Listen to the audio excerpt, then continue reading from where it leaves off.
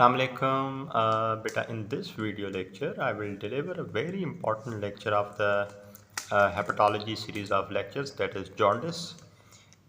Really important, truly important in the clinical practices for clinical aspects. Jaundice, beta, by definition, it is the yellowish discoloration of your skin, sclera, and mucous membrane, and maybe so many other things. Why? Due to elevated levels of bilirubin in your blood. How much? Cutoff of 2.5 milligram पर decilitre. अगर आपके blood के अंदर 2.5 milligram पर decilitre bilirubin है या उससे ज़्यादा है तो इसकी वजह से आपकी जो स्किन है उस पर येलोइश डिस्कलरेशन होगी. इसको जॉन्डिस कहते हैं. Now I will be taking you into details of the jaundice, everything about it. But before I really take you to the types of jaundice and everything, lab reports and management, you have to understand some physiology. So let me take you to that part. थोड़ा सा बेटा आपका focus चाहिए होगा मुझे. Actually what happens is, and you remember what structure is this? Yeah, come on, good looking, beautiful liver over the top. And here we have this nice little lazy baby. That's just the gallbladder, right? And this is your circulation. This is your circulation. All right. Beautiful. This is your circulation. And I remember there is common bile duct which drains. Obviously there is a system of duct: cystic duct, common hepatic duct, and then comes the bile duct. This is the cystic duct, this is the common hepatic duct. Together they form the bile duct, right? And with the pancreatic duct, we have, this is called hepatopancreatic duct, opening into the ampulla of the water.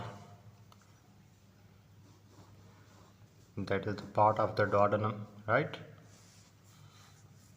So beautiful. Now we have to get to very important point. Starting from here, RBC मौजूद होते हैं आपकी circulation में. जब RBC break होते हैं बेटा तो बहुत सारे इसके कॉन्स्टिट्यूएंट्स जो हैं वो रिलीज़ होते हैं. उनमें से one thing is what we have to discuss about is unconjugated bilirubin. क्या रिलीज होता है? Unconjugated bilirubin, right? Then this unconjugated bilirubin comes through circulation into the liver. By the way, unconjugated bilirubin को हम indirect bilirubin भी कहते हैं, ठीक है? Comes to liver, this unconjugated bilirubin or indirect bilirubin is converted with the help of a particular enzyme, that is UDP, glucuronosyl transferase enzyme, into conjugated bilirubin. क्या बोल रहा हूँ? Conjugated bilirubin, right? I hope it is clear to you. RBC hemolysis or normal physiological breakdown of the RBC gives you unconjugated bilirubin, which is actually the indirect bilirubin. Drains out into the liver, and the liver actually converts the unconjugated, that is the indirect bilirubin, into conjugated bilirubin, and this process is called glucuronidation or the conjugation, with the mercy of very important enzyme produced by the nature. It is UDP glucuronosyl transferase, right? So now finally we have the conjugated bilirubin, right? Conjugated bilirubin comes out and is stored in the gallbladder और फिर gall bladder इसको बाहर फेंकता है cystic duct के through बाहर इधर common bile duct में, and finally you have the conjugated bilirubin in your intestine. Now what happens? This conjugated bilirubin is converted into urobilinogen, right? Urobilinogen with the help of bacterial conversion. Intestinal bacteria actually plays the role over here. And okay, this is your duodenum, and let's suppose this is your rectum and anus. Obviously not in this way, but obviously I have to explain you. So urobilinogen, so 80% of this urobilinogen, 80% is converted into urobilin, and urobilin comes out with feces, और इसी urobilin की वजह से faeces का darker colour होता है, ठीक है। और जो बाकी 20% बच गया यूरोबिलिनोजन, वो यूरोबिलिन में कन्वर्ट नहीं होता। वो 20% कहाँ जाता है, बोलो? वो 20% यूरोबिलिनोजन कहाँ जाता है? That 20% urobilinogen goes into circulation, right? Goes into circulation, and from circulation it can either get back into the liver or it can go to the kidneys and can appear into the urine, right? Clear with this? What's happening over here? Here in the circulation you have RBCs which break down physiologically, produce indirect bilirubin or the unconjugated bilirubin, which gets into the liver, and here it is converted into the conjugated bilirubin with the help of what enzyme? UDP, glucuronosyl transferase enzyme, right? So now we have conjugated bilirubin, जिसको direct bilirubin भी कहते हैं, right? And this conjugated bilirubin or the direct bilirubin gall bladder में store होता है, फिर bile duct के through आता है आपके डुओडेनम में, और फिर वहाँ पे बैक्टीरियल अटैक की वजह से you ended up with urobilinogen, and this urobilinogen 80% of it is converted into urobilin, which gives your feces that particular color, and the rest of the urobilinogen, that is about 20%, it gets into the circulation, and from here it can get back into the liver or it can go to the kidneys and can appear in the urine. This is the physiology. You must have idea about this. ये नहीं पता तो आगे jaundice का कोई sense ही नहीं बनता. Now I'll be taking you to the types of the jaundice. One is the unconjugated hyperbilirubinemia, right? या जिसको प्री हेपाटिक जॉन्डिस भी कहते हैं. क्या डिस्कस करेंगे सबसे पहले? Unconjugated hyperbilirubinaemia, right? जिसको हम और क्या कहते हैं, बोलो? Pre hepatic jaundice. इससे इतना तो अंदाज़ा हो गया कि प्रॉब्लम लिवर में नहीं है, लिवर से पहले है, और अनकंजुगेटेड हाइपरबिलिरुबिनेमिया का कोई मामला देखने को मिलेंगे. सो इसकी डिटेल्स थोड़ी समझानी है मुझे आपको. अच्छा, so what was the type? Unconjugated hyperbilirubinaemia, ठीक है, pre hepatic jaundice. Now the thing is that in this particular type we have to produce a result in which the levels of unconjugated bilirubin should be raised. So we are talking about the very first type of jaundice, that is unconjugated hyperbilirubinemia or prehepatic jaundice. इस type में जो भी कुछ होता है, irrespective of that, एक चीज़ आपने नहीं जहन से निकालनी कि अनकॉन्जुगेटेड बिलिरुबिन के लेवल्स एलिवेटेड होने चाहिए. अब अनकॉन्जुगेटेड बिलिरुबिन के लेवल्स कैसे ज़्यादा हो सकते हैं, खुद थोड़ा सोच के बताओ.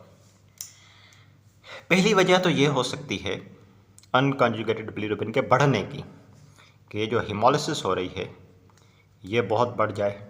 ठीक। दूसरी वजह ये हो सकती है कि हिमोलिसिस ठीक हो। पहली वजह क्या हो सकती है कि हिमोलिसिस बहुत ज़्यादा हो जाए, क्योंकि जितनी ज़्यादा हिमोलिसिस होगी उतना ज़्यादा अनकंजुगेटेड बिलीरुबिन बनेगा, and we are finally satisfied that unconjugated hyperbilirubinemia हो रही है, प्री हेपाटिक जॉन्डिस हो रही है। अच्छा चलिए फ़र्ज़ करें हिमोलिसिस नॉर्मल है, क्या कोई दूसरा तरीका है जिससे अनकॉन्जुगेटेड बिलीरुबिन के लेवल्स बढ़ जाएं? बिल्कुल तरीका है। ये जो एंजाइम है ये एब्सेंट हो तो भले बिलीरुबिन के लेवल्स नॉर्मल होंगे, लेकिन फिर भी अनकंजुगेटेड, भले हिमोलिसिस का रेट नॉर्मल होगा, फिर भी अनकंजुगेटेड बिलीरुबिन के लेवल्स बढ़ जाएंगे। क्यों? क्योंकि एंजाइम ही नहीं है इसको कंजुगेटेड में कन्वर्ट करने के लिए। तो दूसरा नॉन हीमोलिटिक। अब नॉन हीमोलिटिक कॉज में क्या आ गया? Absence of enzyme which is responsible for conjugation, right? Now starting with this particular type, hemolytic type of the prehepatic jaundice. What type of prehepatic jaundice? Now you are you clear कि प्रीहिपाटिक jaundice जो है वो दो वजूहत से हो सकती है, या तो हिमोलिसिस ज़्यादा है या फिर हिमोलिसिस ठीक है, एंजाइम जो है वो एब्सेंट है जो कि अनकॉन्जुगेटेड को कॉन्जुगेटेड बिलीरुबिन में कन्वर्ट कर सके। Starting with the very first type of the prehepatic jaundice, that is hemolytic prehepatic jaundice. Hemolysis is actually increased in this particular case. Question: why hemolysis is increased, and if hemolysis is increased, what will happen? Answer these two questions. We will jump to second part of the prehepatic jaundice. What is the question number one? Why hemolysis increased? And question number two is, what happens if hemolysis is increased? Why hemolysis is increased? यानी कि why hemolysis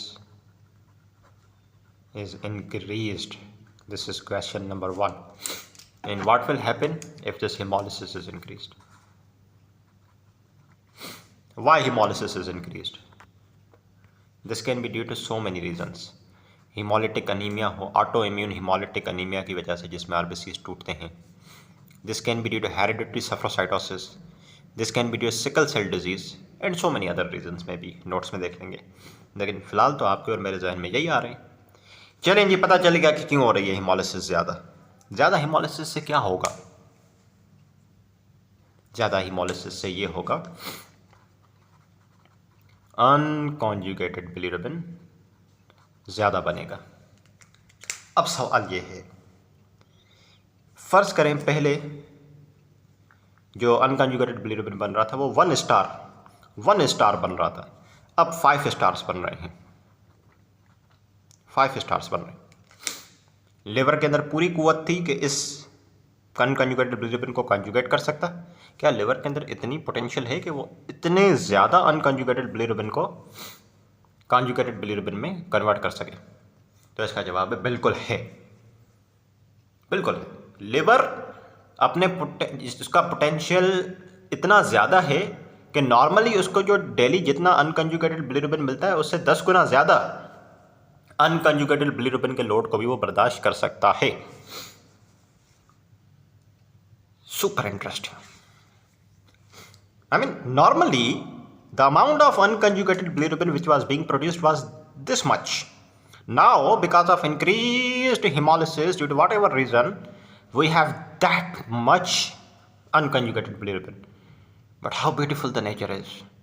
Liver is still able to get rid of this much amount of unconjugated bilirubin. Beautiful. Beautiful. Right? चलें फिर भेज देते हैं इसको liver के पास. आ गया जी. अब आपने अनकॉन्जुगेटेड बिलीरुबिन का लोड ज़्यादा दिया है लिवर को, तो क्या होगा?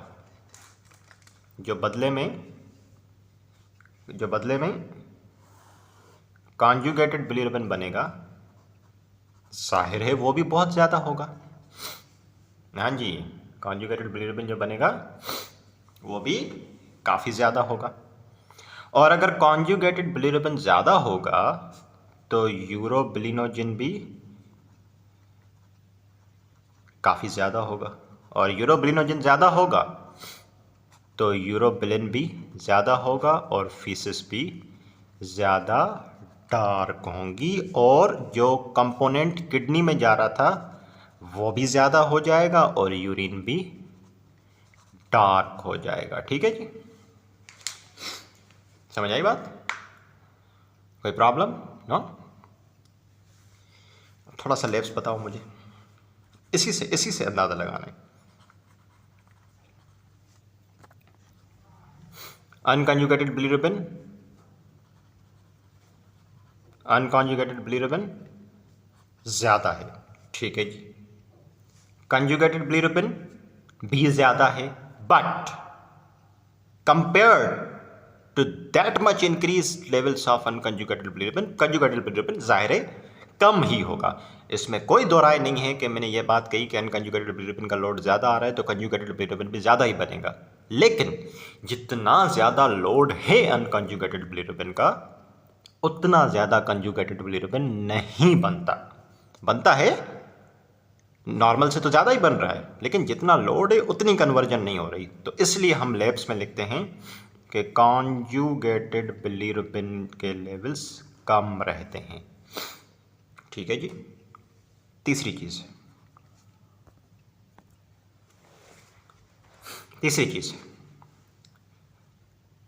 यूरोबिलिनोजिन,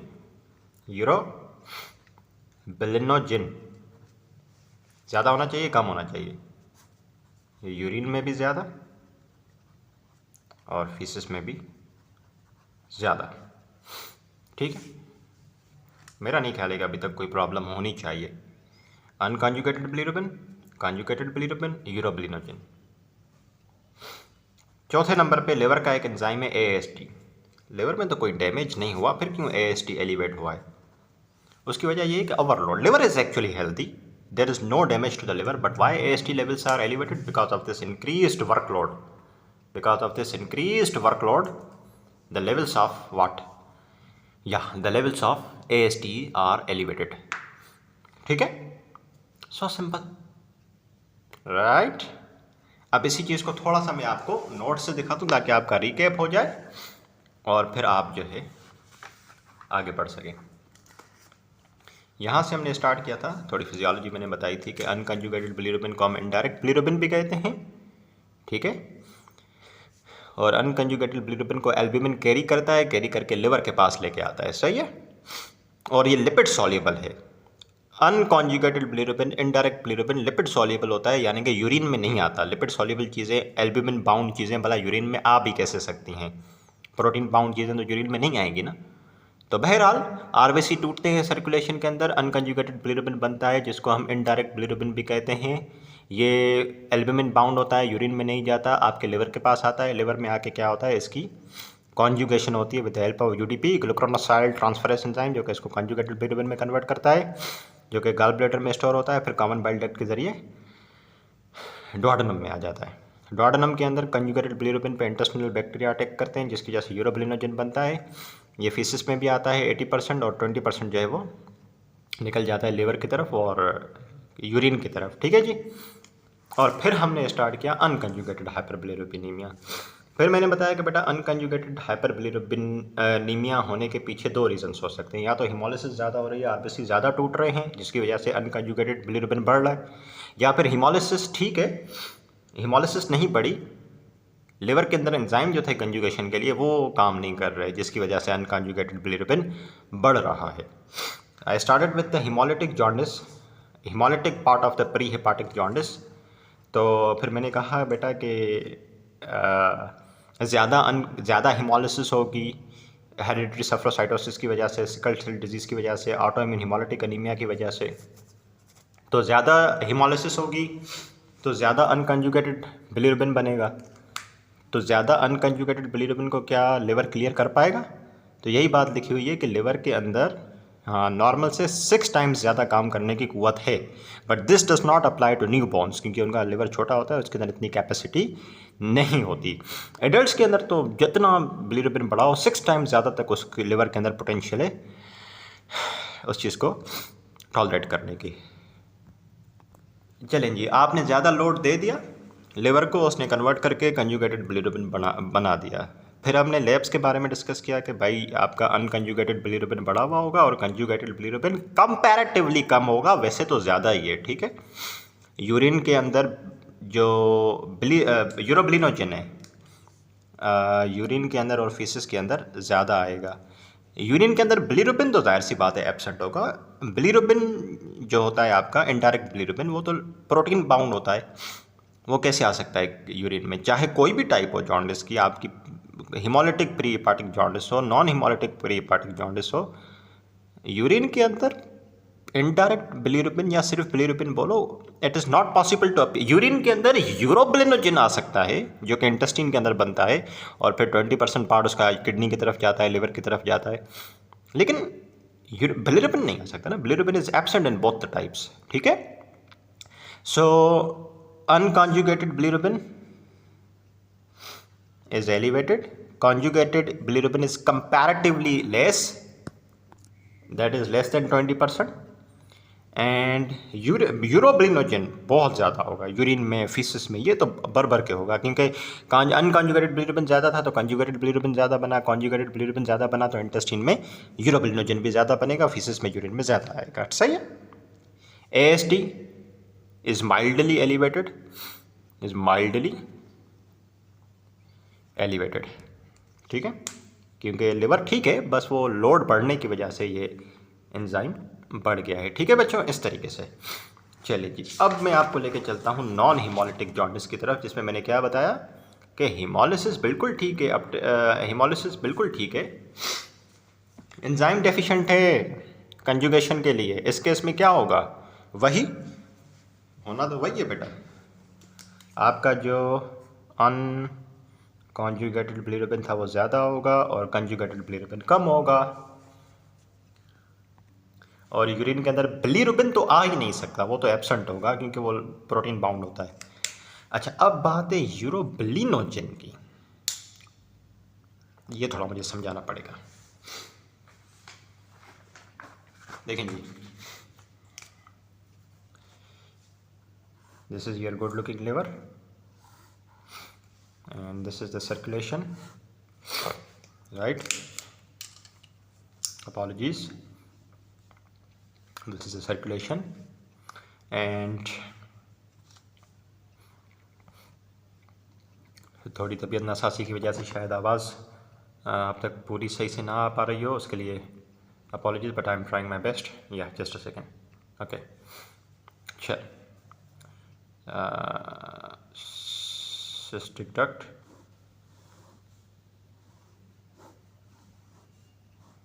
beautiful, right।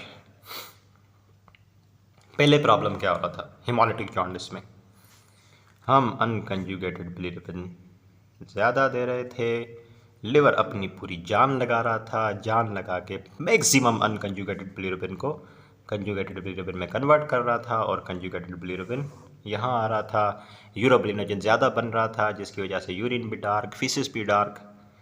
अब यहाँ पे मामला जो है ना, जब हम नॉन हिमोलिटिक की बात करेंगे, नॉन हिमोलिटिक के अंदर मसला ये है कि जो एंजाइम है ना यहाँ पे कन्वर्जन के लिए, वो ही एब्सेंट है।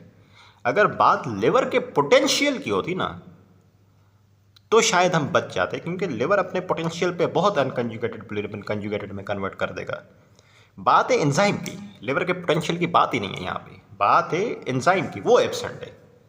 तो इस केस में क्या होगा, इस केस में अनकंजुगेटेड बिलीरुबिन ज़्यादा रहेगा और कंजुगेटेड बिलीरुबिन एक्चुअली कम रहेगा, कन्वर्जन होगी ही नहीं। अरे भैया, एंजाइम एब्सेंट है तो कन्वर्जन कैसे पॉसिबल है, होगी भी तो बहुत लिमिटेड होगी, और अगर बहुत थोड़ा सा कंजुगेटेड बिलीरुबिन यहाँ पे पहुँचेगा जो नॉर्मल मिकदार में पहुँचता है, ठीक है, और पीछे अनकंजुगेटेड बिलीरुबिन का लोड बढ़ता जाएगा, कंजुगेटेड बिलीरुबिन कम होता जा रहा है, यहाँ पे कम मिकदार में कंजुगेटेड बिलिरुबिन पहुँच रहा है, तो जो यूरोबिलिनोजिन बनेगा वो भी नॉर्मल मिकदार में बनेगा। हालांकि ज़्यादा बनना चाहिए था क्योंकि पीछे हमारे पास अनकंजुगेटेड बिलिरुबिन का लोड ज़्यादा है। अनकंजुगेटेड बिलिरुबिन का लोड ज़्यादा है, कंजुगेटेड बिलिरुबिन ज़्यादा बनना चाहिए था, यूरोबिलिनोजिन ज़्यादा होना चाहिए था। But here the thing is that enzyme is absent.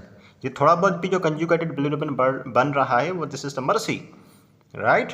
The problem is that it is this time not about the potential of the liver, it is this time about the enzyme absence. So very limited amount of conjugated bilirubin is reaching here, very limited amount of urobilinogen is being reached here. That's it. अब labs पे आओ, अब मुझे बताओ unconjugated bilirubin elevated, conjugated bilirubin decreased, और बोलो। यहाँ पे AST नॉर्मल होगा, क्यों? वहाँ पर तो एलिवेटेड था क्योंकि वहाँ पे बेटा अनकंजुगेटेड बिलिरुबिन का ओवरलोड था, वो लोकल डैमेज कर रहा था। यहाँ पर तो अनकंजुगेटेड बिलिरुबिन का ओवरलोड नहीं है, यहाँ पे तो ओवरलोड खैर create he absence of enzyme की वजह से हुआ है। सर्कुलेशन से तो अनकंजुगेटेड बिलिरुबिन ज़्यादा नहीं आ रहा, तो that's why AST is normal. अच्छा, अब मुझे बताओ यूरिन बिलिरुबिन।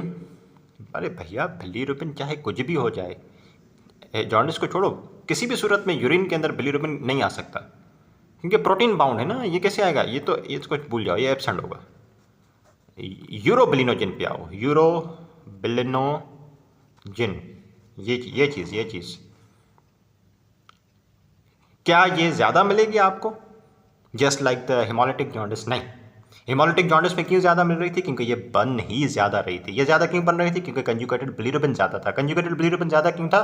क्योंकि भैया लिवर के अंदर पोटेंशियल था इतने ज़्यादा अनकंजुगेटेड बिलिरुबिन को कंजुगेटेड बिलिरुबिन में कन्वर्ट करने का। लेकिन इस केस में it is not about the potential of liver, it is about the absence of the enzyme. The enzyme is absent and it is not able to convert the unconjugated bilirubin into the conjugated, so we have very limited amount of conjugated bilirubin here, very limited amount of urobilinogen.